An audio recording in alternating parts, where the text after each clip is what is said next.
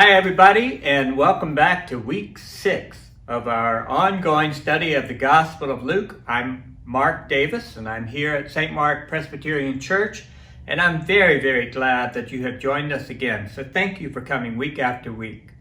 One last reminder, I'll do it every week, is that every Wednesday following this video, we have a live discussion that's either in person or over Zoom, or you can watch the recording of it later. Thank you so much for those of you who have been tuning in. And now you can see the list of topics that we're covering here in the month of October. Last week we looked at how Zechariah questioned the angel. Today we're going to look at the effects of that moment. And the next week we're going to switch stories and start into the Jesus story and hear the Annunciation, and we'll hear Mary's question to the angel. So a lot of weaving of stories continues here. This week we're going to look at what I'm going to call Zechariah's gestures and Elizabeth's joy. So Zechariah and Elizabeth have two different reactions to what's happened, and with Zechariah we get to see what he does, and with Elizabeth we'll see what she does, but also hear how she feels. Part of what I want to call this is I want to focus on what it means to be dumbfounded and what it means to be hidden. Those are two big things that play up in the way that Zechariah and Elizabeth respond to the angel's message. So let's read this text together. This week we're looking at verses 21 through 25. Meanwhile, the people were waiting for Zechariah and wondered at his delay in the sanctuary. When he did come out, he could not speak to them, and they realized that he had seen a vision in the sanctuary. He kept motioning to them and remained unable to speak. When his time of service was ended, he went to his home. After those days, his wife Elizabeth conceived, and for 5 months she remained in seclusion. She said, "This is what the Lord has done for me when he looked favorably on me and took away the disgrace I have endured among my people." This ends the reading. Now let's take it verse by verse. Going back to the scene right outside of the sanctuary. Meanwhile, the people were waiting for Zechariah and wondered at his delay in the sanctuary. Remember, the people had first been described to us as praying outside of the sanctuary when? At the time of the lighting of the incense. So we remembered at that point that this is very much a signal that there was a regular liturgy going on. Not only were regular priests and orders prescribed and assigned to being in the sanctuary at the right time, but the people knew that there was a particular time when the incense would be lit, and that their job at that point was to pray. You know, the word liturgy doesn't really appear here, but it's interesting. It means the work of the people. So you've got the priest on the inside lighting the incense, but you've got the people doing their part and praying. Now, things have changed a little bit. Meanwhile, the people were waiting. Their posture's gone from praying and participating in the liturgy to waiting. And they wonder at Zechariah's delay. Delay. That word delay, I mean, it sounds like a noun or in that sentence, but really it's a verb, is his lingering in the sanctuary. They're wondering what is happening that it's taking him that long. I mean, that gives us a sense that this routine, this liturgy routine had the people have a sense of when it's time to begin, when it's time to end. It's got a certain duration that they've come to expect. And it tells us that maybe the conversation that Zechariah and Gabriel were having in the sanctuary was an extended one. Now, when we go back and read it, it's just a few verses, right? Gabriel says, you're going to have a child. Zechariah asks, how can this be? And Gabriel says, I'm Gabriel, and goes through all of that, all the stuff we read last week. That's a conversation that could happen in about 45 seconds. So there's no reason to think that if that were the extent of it, that the people would be outside looking at their watches, saying, what in the world is taking Zechariah so long, right? So this is something I want us to appreciate about this text, and frankly about many texts, is that the narration that's captured in Scripture gives us the heart of the communication that takes place. But it doesn't necessarily give us all the words that were said. It may not be a complete capture of everything that happened. And I think this is a great example of that. The words that passed in the narrative, in the story, between Zechariah and Gabriel, you got 45 seconds worth of words. The conversation seems to have taken longer. And so what we get is a summation of it, a summary of it, a shortened version of it. And yet we can imagine that this was a real encounter, long enough to where the people are outside waiting and wondering, why is Zechariah lingering so long in the sanctuary? So it's a significant amount of time. It may also indicate to us that it's been a long-founded principle for people that worship should end on time. And if it doesn't, they're wondering what's going on. And this word sanctuary, I want to just make sure that we remember this is a different word from the word that's usually translated temple. And it appears in two different places in Luke's gospel. It appears in this story several times. And then it will appear again at the end of Luke's gospel, toward the end, during the crucifixion, when Luke notes that the curtain of the sanctuary is torn in two from top to bottom. For some reason, our translation at that point translates it temple, but it's the same word here. It's in this holy place. The curtain that separates that holy place from the people is ripped in half from top to bottom at the death of Jesus. It's a very interesting, unexplained, powerful imagery that's introduced during the crucifixion story. So this is that sanctuary. Okay? Verse 22. When Zechariah did come out, he could not speak to them. And they realized he had seen a vision in the sanctuary. He kept motioning to them and remained unable to speak.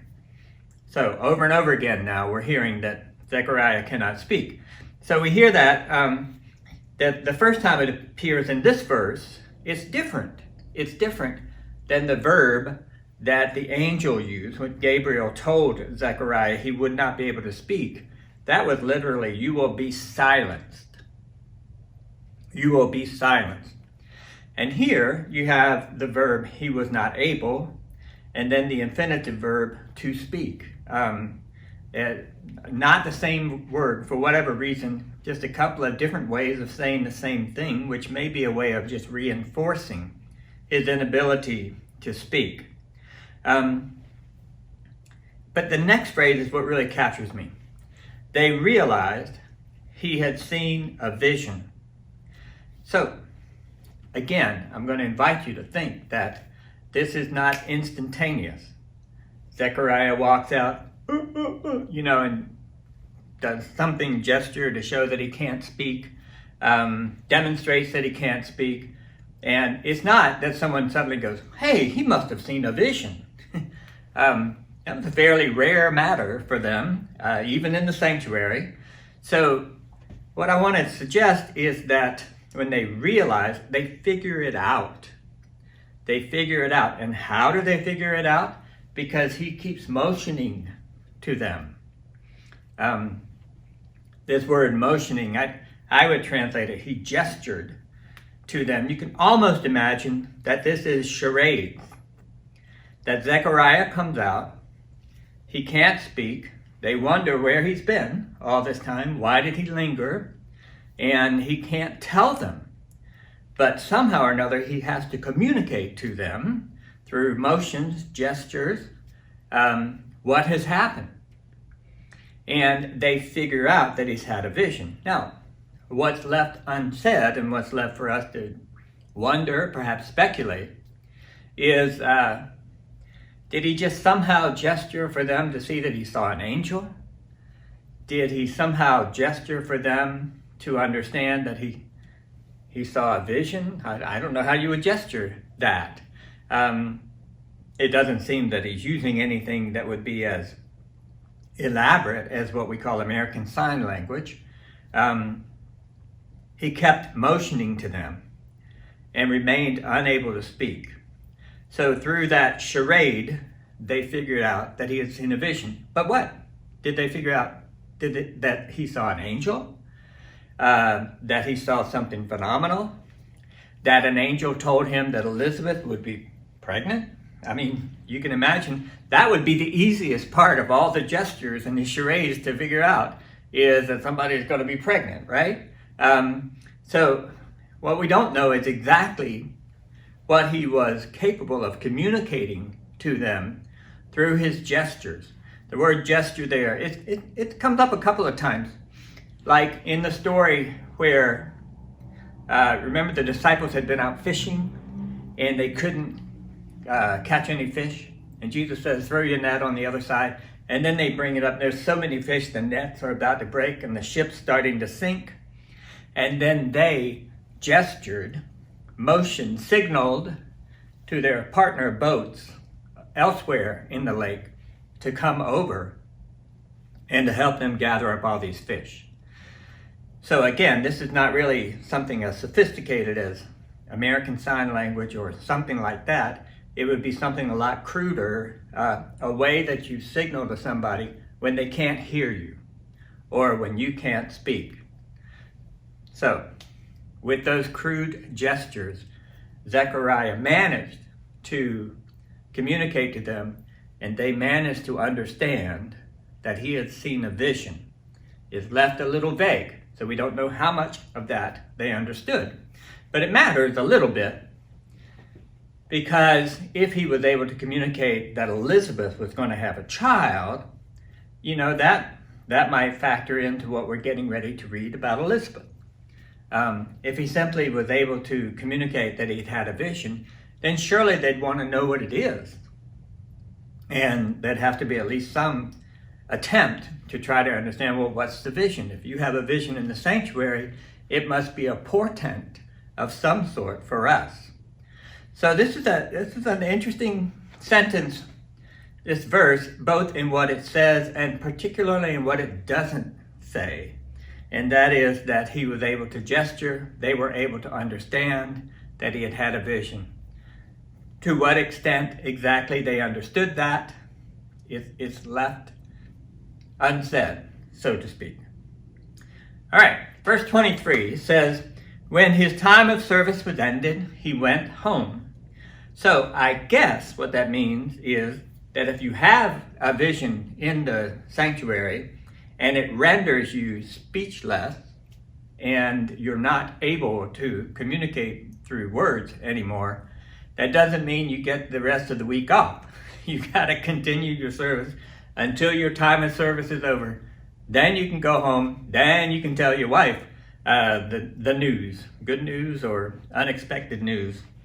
But now we're relocating the story from the sanctuary to the home of Zechariah and Elizabeth, which we'll find out later is in the hill country in Judea, not in the city proper of Jerusalem.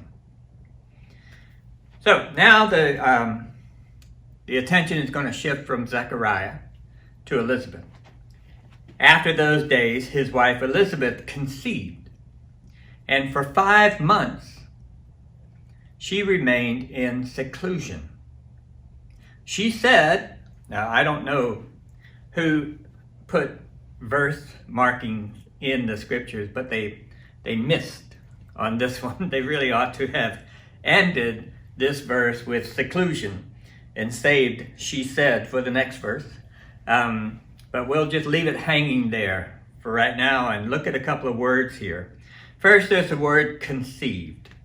She conceived. This will be the same word that Gabriel will use when he announces to Mary that she's going to have a child.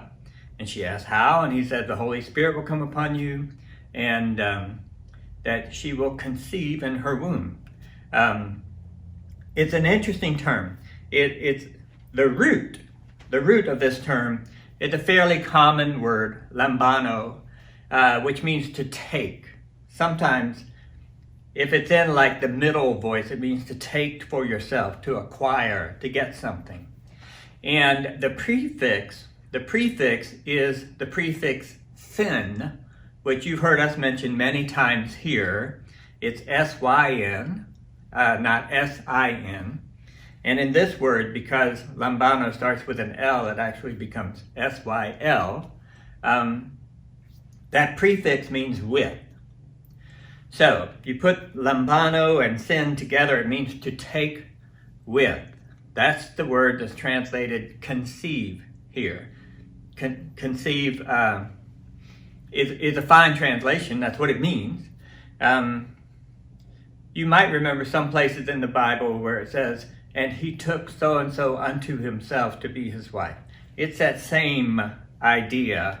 You take someone to yourself, and that's how conception happens. It's interesting. Back to that story where they throw the net out and catch the fish. The word for gathering the fish with the net is the same word here. They don't say conceive in that story, but it's also this sin plus lambano, that same word. So it's a capturing of a sort. When Jesus is arrested, that's the word that's used. You come here to capture me, like a bandit carrying clubs. So conceiving, capturing, taking unto oneself is kind of the same word. I find that a little bit of an odd way of thinking about conceiving a child. But maybe not if you think of the conception of an idea. It's something that you take unto yourself. It becomes your thought at that point. So that's that whole sense of Zechariah goes home, and in those days, Elizabeth conceived, and now she's pregnant. The next thing it says is that she remained in seclusion. This is an interesting phrase.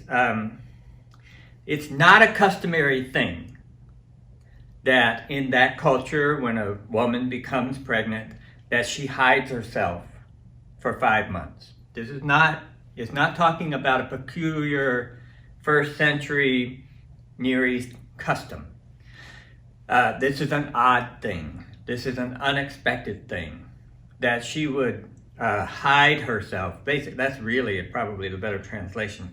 She hid herself. And there are a million questions as to why. Why would she seclude herself, hide herself? So a couple of things I want to tell you about this now, and then there are some other things we'll do with this in our discussion on Wednesday, okay?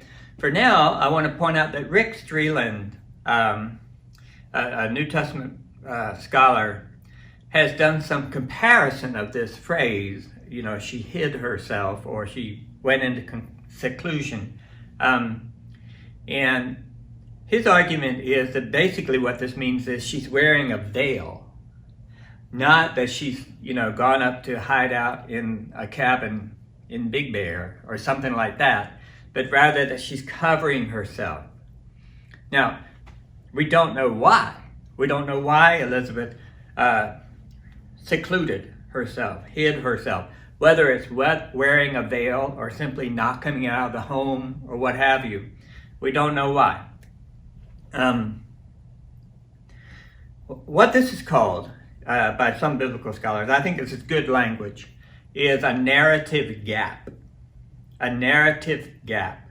Because what we have is that for 5 months, Elizabeth remained in seclusion. We don't know why. And Luke doesn't bother telling us why. So this is the area, like in the Old Testament, when you have that, this is why we have the Midrash. They fill in the blanks, right? You're going to have this story, and Rabbi so-and-so said it must be this, and Rabbi so-and-so said it must be that. And you get a whole conversation going about what to do with this gap.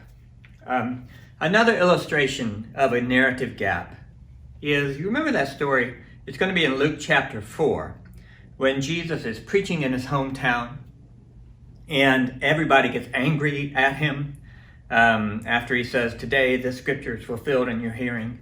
And they wonder, who is this guy, and so forth. And he said, well, surely you'll say to me, "Physician, heal yourself." So it becomes very pointed between Jesus and his home crowd in Nazareth.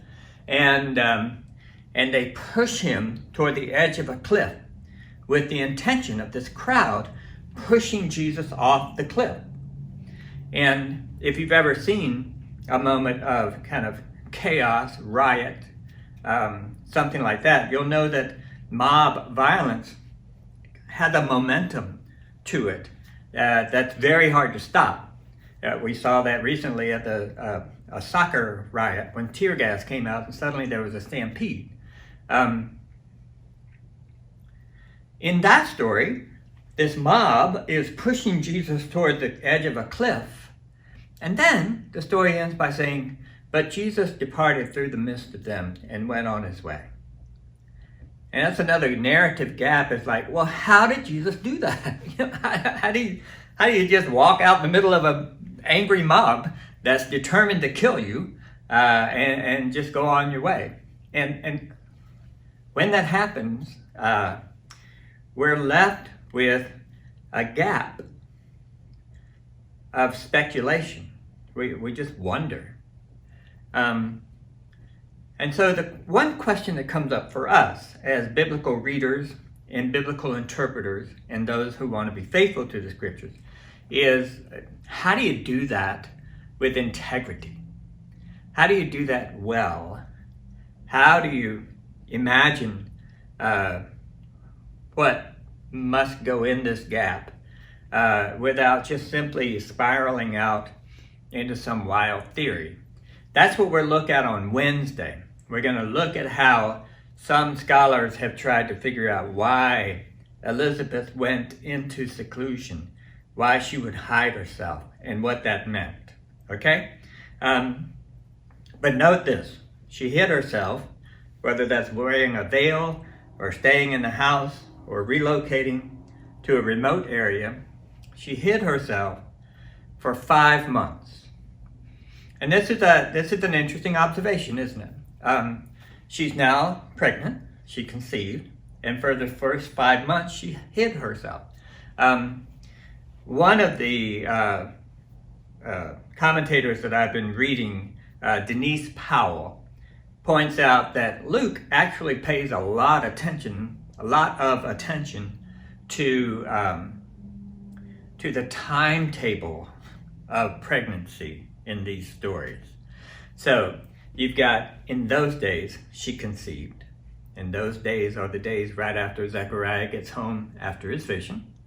And for 5 months, she is secluded or hiding herself or veiling herself. And then the next part of the story that we'll do next week starts by saying, in the 6th month, Mary went to visit Elizabeth. Or in the 6th month, the angel comes to Mary, rather. And then after Mary has her moment, it says, in those days, she went to visit Elizabeth. So now you got Mary visiting Elizabeth in the 6th month, somewhere there. And then it says, after about 3 months, do the math, after about 3 months, Mary left. And then the next story is Elizabeth has a baby. So you can almost chart Elizabeth's progression with these little markers throughout the story. As the story next week will start bouncing back and forth between Elizabeth and Mary. For 5 months, she remained in seclusion. Why? We don't know, but we can guess. And the final verse. Here's what Elizabeth said. Remember the last verse left us hanging. She said, and here's what she says. This is what the Lord has done for me when he looked favorably on me and took away the disgrace I have endured among my people. Let's break that down a little bit. When you first hear, let's say you're hearing the story for the first time, and you first hear that when she conceived, Elizabeth hid herself for 5 months, saying, and the first thing that comes out of her mouth is, this is what the Lord has done for me. You don't know at that point whether she's cheering or jeering, right? You did this to me. Why did this happen? It's ridiculous at my age. I'm not ready for this. I'm done with this phase, yada, yada. You don't know with these first words whether she's shouting joy or anger. If it's anger, then hiding herself would be a form of shame. If it's joy, we're not still sure what that hiding herself is all about. This is what the Lord has done. Has God made her a laughingstock? Or has God blessed her? Well, then she says, he looked on me. The word for looking on her is the same word that in another form is the word behold that we talked about last week, right? God beheld me. God saw me. I want you to hear how important that is. The word favorably, that's added by our translators. It's not actually in there. But the reason they add it is to ensure that we don't think that Elizabeth's mad. No, she's saying a good thing here. I've been seen. The Lord saw me. And don't forget the word that the angel said to Zechariah, your prayers have been heard. So now we've got 2 different senses happening, right? Elizabeth has been seen. Zechariah has been heard. This is what God is doing in this story to this point, is God is seeing them and hearing them, these 2 righteous, faithful people who have had no children and are both getting on in years. God sees them and God hears them. That's really powerful. She says, God looked on me, and our translators add favorably because that seems to be the direction that it's taking, and says that God took away the disgrace I have endured. So now we know. When Luke first introduced Zechariah and Elizabeth as righteous people, but they had no children, and they were both getting on in years, we asked, does the word but belong there? Or should it simply read and, which would be a much more common way of translating that word? Our translators went with but to show that there seems to be a tension between their righteousness and their barrenness. And now we're hearing that Zechariah had been praying all along for a child, and that Elizabeth has endured disgrace. We've talked several times about how Elizabeth and Zechariah are something like Sarah and Abraham. Let me read for you real quickly how Sarah responded when she finally had a child. Remember, she was in her old age, and after many travails, had a child, and it goes like this. The Lord dealt with Sarah as he had said, and the Lord did for Sarah what he had promised. Sarah conceived and bore Abraham a son in his old age at the time of which God had spoken to him. Abraham gave the name Isaac to his son whom Sarah bore him. Abraham circumcised his son Isaac when he was 8 days old, as God had commanded him. Abraham was 100 years old when his son Isaac was born to him.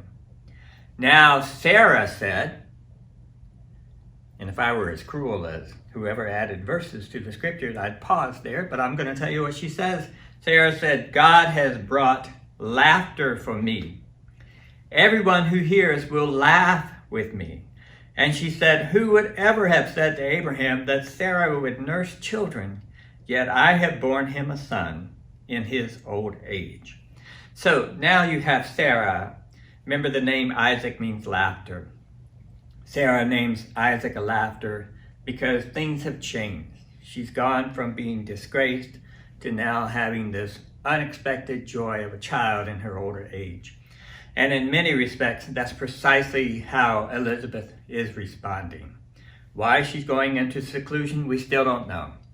But the Lord has looked on me, and our translators are right. This is a favorable looking, and has given me a child which takes away the disgrace I have endured among my people. That's very interesting stuff. So today we've looked at Zechariah's gestures and Elizabeth's joy. I like to think that he was dumbfounded and she hid herself. We want to circle back to that on Wednesday and just wonder aloud why that would be the case. So that's it for today, and I hope you can join us on Wednesday. I look forward to that. Thanks.